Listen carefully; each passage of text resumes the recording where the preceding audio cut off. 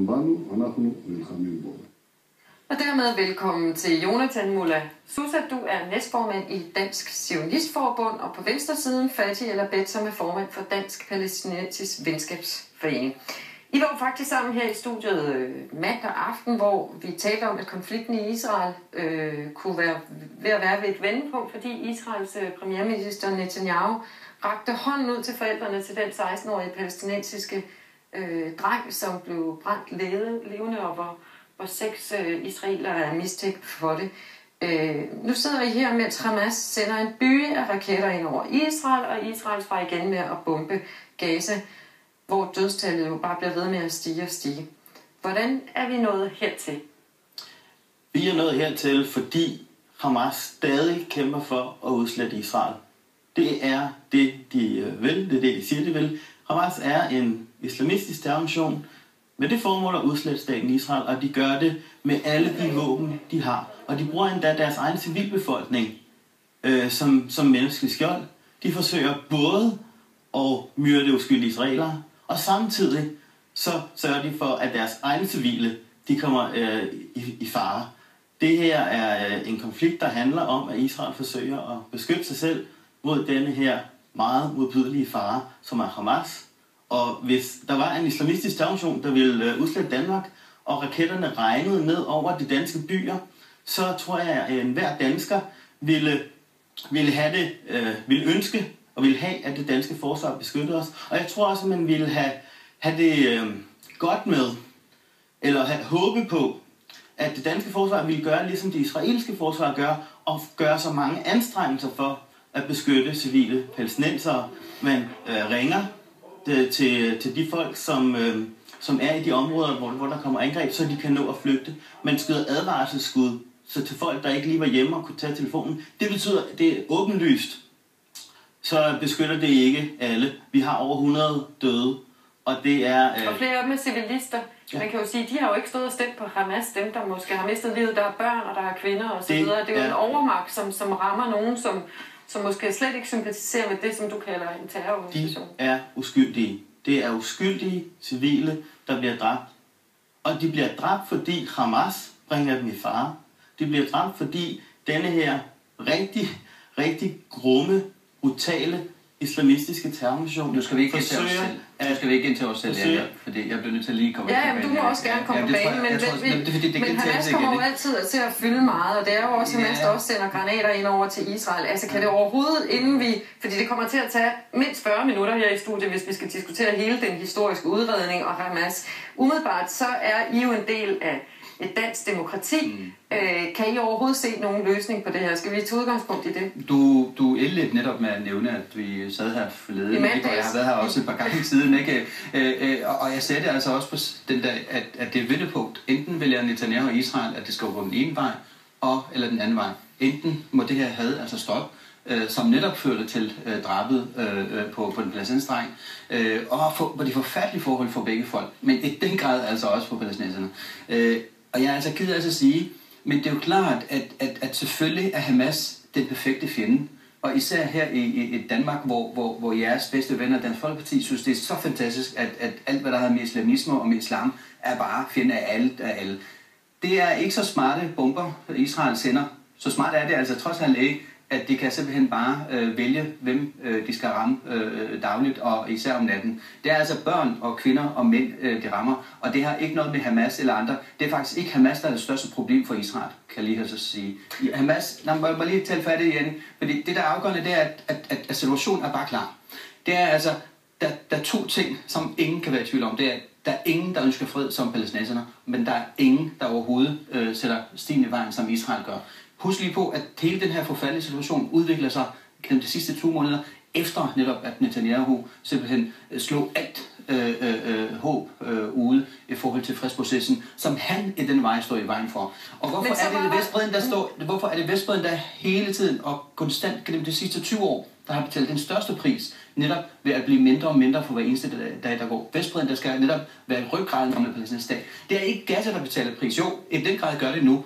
Men det er Vestbredden, der betaler den største pris, og der er hverken raketter eller noget som helst, kære Jonathan. Det var godt til mig lige få et svar på. Jeg skal lige sige, at Steffen Jensen var igennem tidligere i dag, og han sagde, at det her var ligesom bare the straw that broke the camel's back, altså dråben der væltede det hele i forbindelse med drabene på de teenager, både på palæstinensisk og israelsk side, men at han sagde, at der var bare en lurende konflikt, som havde stået på i så lang tid, så det var uomgåeligt. Jamen altså, der har været noget ro i Gaza et par år. Der har ikke været den her voldsomme krig og mange raketter. Den ro har Hamas brugt til at opruste. Den ro har Hamas brugt til at få våben, meget langtrækkende raketter fra præstestyret i Iran. Altså, jeg tror godt, vi kunne finde noget at blive enige om her i Danmark, hvor vi ikke har krig, hvor vi ikke har besættelse. Jeg tror godt, vi burde i hvert fald kunne blive enige om, at Hamas med den her fanatiske islamisme og den her terrorkampagne for at udslette Israel, den går allermest ud over palæstinenserne. Det er jo dem, der er ofre, det er dem, der bliver dræbt på grund af Hamas' krig. Jeg synes egentlig, det kunne være fint, hvis vi her i Danmark kunne blive enige om, at det er Hamas, der er problemet, for det er dem, der bringer palæstinenserne i fare, udover også israelerne. Vi står i en situation, hvor det israelske militær på samme tid skal beskytte sin egen civilbefolkning, og på samme tid forsøger at beskytte uskyldige palæstinenser, mens Hamas på den anden side gør alt, hvad de kan for at ramme uskyldige israelere og bringe deres egen civilbefolkning i fare, bruger dem som menneskeskjold, affyrer for tæt befolkede områder. Hvis vi gerne vil have fred, og hvis vi gerne vil det bedste, både for israelere og palæstinensere, så er det min klare holdning, at så er det de kræfter, der vil udslette Israel, som vi skal bekæmpe. Og det synes jeg egentlig godt, vi kunne gøre sammen. Jeg gad egentlig godt høre fra dig, Fatih, du er formand for Dansk Palæstinensisk Venskabsforening. Hvorfor er der ikke kommet den her klare fordømmelse af Hamas?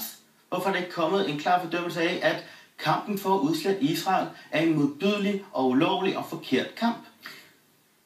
Okay, Jonathan, som danskere sidder vi altså her på hver sin side. Vi kan være enige om meget, men en ting kan ingen være i tvivl om. Besættelsen har varet i snart 50 år. Hamas er kun cirka 20 år gammel, og det er kun et produkt af den besættelse, som Israel altså har bare virkelig ingen kan være i tvivl om. Altså, men vil du tage afstand til Hamas? Jeg vil tage afstand fra enhver form for vold i den grad, fra uanset hvem det kommer fra. Men lad mig sige det klart, som det er. Det, der foregår nu, har intet med Hamas at gøre. Jeg tror, og jeg har sagt det så mange gange tidligere, Hamas er Israels mindste problem efterhånden. Hamas gik med, har været det sidste mange år, også gået enige i, at tostatsløsning er egentlig den rigtige vej frem. Og i virkelighed, alt det, vi ser nu her, det er fordi Israel ikke vil acceptere, at Hamas netop bliver en del af gamet, bliver en del af PLO for første gang i historien. PLO, som anerkendte Israel for over 20 år siden, Hamas skal være en del af PLO her inden længe, det har Israel altså ikke vil, fordi Israel har netop brug for en fjende. Jeg er ikke enig, og det ved du alt om, og det ved alle omkring dig, at jeg på ingen måde er enig ideologisk med Hamas på nogen måde. Så jeres anklager og andre selvfølgelig, det præller fuldstændig af på mig, skal jeg lige sige. Så det, der er afgørende for mig, det er, at det har ikke noget med Hamas, men det er klart, at det er fantastisk for Israels tilhængere i Danmark og andre steder, at bare simpelthen sige Hamas. Før i tiden var det PLO, og nu er det Hamas, og jeg kan love jer for, at Hamas er ingenting i forhold til dem, der kommer efter Hamas. Men hvad ser du så tæt, når du diskuterer i PLO og Hamas, den palæstinensiske befrielsesfront, og hvem fylder mest osv.? Altså har I noget bud på, hvordan våbnene skal blive lagt ned? Ja, det er tostatsløsning, og det er verdenssamfundet altså enige om. Det er kun Israel og Israels venner, der simpelthen bare ikke vil have tostatsløsning. Og hvis man spørger Dansk Journalistforbund, Søren Espersen og vennerne der omkring, så siger de, at det er jo ikke et besat område. Palæstinenser skal have noget. Der er konsensus i verdenssamfundet om, at det er tostatsløsning på basis af 67-grænserne. Og så kommer alt det bøvl, undskyld udtrykket her direkte på tv, der hedder, at det er jo ikke besat område, og det er bare... Der er ikke noget at diskutere, kære venner. Det er tostatsløsning, og det er 67-grænserne, og pas ved det. Det synes jeg skal altså tage stilling til. Jeg er enig. Vi skal have en tostatsløsning. Hvis du nu vil sige, at du tager afstand fra Hamas, nu har jeg sagt, det du gerne vil have mig til at sige, jeg vil sige det. Vores tostatsløsning, hvor skal den palæstinensiske stat ligge? Helt nøjagtigt nu. Og hvad med bosættelserne så? Ja, jeg vil gerne svare. Altså, hvis vi gerne vil have fred, og vi skal have fred, fordi det er det bedste for både Israel og palæstinenser, der er ingen, der får noget med krig. Den eneste vej frem. Det er den eneste måde, fred er det, vi gerne vil have. Jeg ønsker faktisk, at vi får et frit og selvstændigt Palæstina, der vil leve i fred med Israel som nabo. Og den eneste måde, vi kan få det, det er, hvis palæstinenserne selv begynder at bekæmpe de kræfter, der vil udslette Israel. Så længe der er stærke kræfter i det palæstinensiske samfund, som vil udslette staten Israel, så vil der være konflikt, fordi Israel skal beskytte sine civile borgere. Så længe der er stærke kræfter i det palæstinensiske samfund, som både udslætter Israel og dræber uskyldige israelere med terror, med kidnapning, med mord, med raketter, så skal enhver regering beskytte sine borgere. Det er det, vi ser Israel gøre lige nu. Jeg er bange for, altså, at den form for retorik om udslæt hinanden, jeg kan slet ikke sige det for mig. Altså, den her forfærdelige omgang er stået på i snart over en uge, og hele overgrebet er stået på over 4 uger. Altså, den kollektive opstraffelse af hele den palæstinensiske befolkning på Vestbredden er stået på i over 4 uger, ovenpå selvfølgelig forsvinden af de 3 bosættere, og så senere selvfølgelig det makabre drab på dem. I den grad kan på ingen måde retfærdiggøre selvfølgelig alt det, Israel altså har gjort siden, kan jeg vende. Så vi bliver nødt til bare lige understrege endnu en gang, at hvis man virkelig, lad mig lige lege med, og så sige, at Hamas er problemet, så hæv tæppet for Dalen, altså under Hamas' fødder, og så lave fred, altså med PLO, med Abu Mazen, som I kalder også for en terrorist, som I kalder simpelthen bare for ikke vil have fred, på trods af, at verdens samfund er enige om det. Så lav fred med Abu Mazen, altså på Vestbredden, og sige ja til en 2-statsløsning, så kan jeg love jer for, at ingen overhovedet vil simpelthen tage sig af Hamas. Vi forstår godt, at du siger, at staten Palæstina skal tage hånd om den gruppe Hamas, de har, og du siger, at der er en grund til, at de er der. Hvor meget kan I enes om? Jeg tænker umiddelbart, når du siger 2-statsløsning, det er jo også, hvad USA har sagt, det hvad mange har sagt igennem årene. Hvor meget går I ud og siger det for Dansk Zionistforbund i forhold til israelerne for eksempel? Altså hvor meget, hvis nu der kommer en eller anden forbrødring her i studiet, er det sådan noget, de kan mærke nede i Israel? Altså der sidder en palæstinenser og en jøde her i studiet og alligevel bliver enige, eller hvor meget trækker I på den form for enighed, der måske er, sådan så de lader sig indflyde af det? Det var et meget langt spørgsmål, men alt andet lige, så søger vi jo en eller anden form for løsning. Jeg kan svare meget kort. Godt. Der er stor opbakning i det israelske samfund, og også i min forening, også der er venner af Israel, stor opbakning til en 2-statsløsning, hvor et frit og selvstændigt Palæstina lever i fred ved siden af Israel, som gode naboer jo skal og kan gøre. Hvor ser Palæstina ud, fordi det tror jeg faktisk, du er flot spurgt. Hvor ser du Palæstina? Hvor er det Palæstina skal ligge? Og hvad så med det over 1,5 million af israelske borgere, der bor ulovligt på palæstinensisk land, på stjålet palæstinensisk område? Det er simpelthen det, der er afgørende, Jonathan, og ikke det floskler, som selv Netanyahu og Sharon for ham altså også var ude at sige, men i virkeligheden er faktisk en anden i virkeligheden. Virkeligheden er, at der hver eneste dag, nu her, mens det hele foregår, så var der lige i går, at du besluttede Israel endnu en gang, at bygge flere bosættelser. Så mit problem er ikke det, du siger, og det, I siger, for netop altså at fremstå som ren engler, altså undskyld mig, med al respekt for din person, det er slet ikke det. Men det afgørende er, hvad der egentlig foregår hver eneste dag, Jonathan. Jeg ved det. Det Vestbred, som jeg kendte sidste år, og jeg kom til her tidligere på, det er et andet Vestbred, som jeg kender, fordi at de områder, som var der sidste år, var der ikke i år. Og så bliver det ved, så der er altså ikke plads til det Palæstina, som du så flot altså taler om. De ting, jeg siger, dem siger jeg selvfølgelig ærligt. Når jeg siger, at jeg gerne vil have fred, så mener jeg det faktisk. Når jeg siger, at jeg gerne vil have et frit og selvstændigt Palæstina, så mener jeg det faktisk. Hvor? Jeg synes, hvis du spørger hvor, det er et helt fint spørgsmål.